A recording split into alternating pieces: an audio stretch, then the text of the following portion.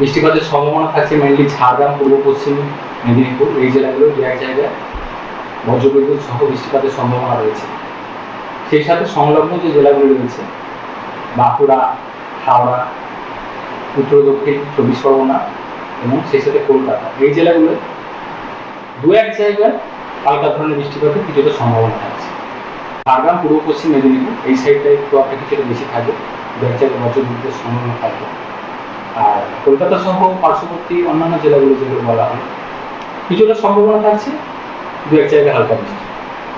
আরও কিছু জেলায় প্রভাব হয়তো থাকবে, দক্ষিণের জেলাগুলো বৃষ্টিপাতের সম্ভাবনা থাকছে বজ্রবিদ্যুৎ সহ দু এক জায়গায়। এগুলো লোকালাইজ ধরনের অ্যাক্টিভিটি, থাকলে সেটা স্বল্পস্থায়ী হবে, খুব বেশি একটু স্থায়ী হবে তা না। 15 তারিখে অনেকটা কমে যাবে, মেনলি 15 তারিখে একদম উপকূল সংলগ্ন জেলাগুলো হয়তো দু এক জায়গায় হালকা বৃষ্টির সম্ভাবনা কিছুটা থাকবে।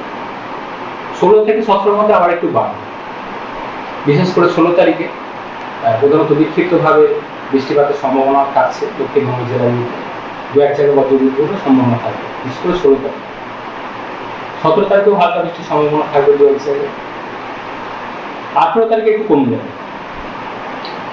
আবার 19 তারিখে গিয়ে বিক্ষিপ্তভাবে প্রধানত বৃষ্টিপাতের সম্ভাবনা থাকবে। অর্থাৎ এই পুরো পিরিয়ডটাতে তাপমাত্রা আসলে অনেকটা বেড়ে গেছে, দিনের তাপমাত্রা। পশ্চিমের জেলাগুলো যদি বলা হয় দু এক জায়গায় 36-37 ডিগ্রির কাছাকাছি অলরেডি পৌঁছে গেছে দিনের সর্বোচ্চ তাপমাত্রা বেশি রয়েছে এবং সেই সাথে জলীয়বাষ্পের প্রবেশ অনেকটা বেড়েছে। এর ফলে লোকালাইজ ধরনের অ্যাক্টিভিটির কারণে মেনলি এই বৃষ্টিটা বিশেষ। 16 তারিখে আবার একটু বাড়বে, 16 থেকে 17 মধ্যে।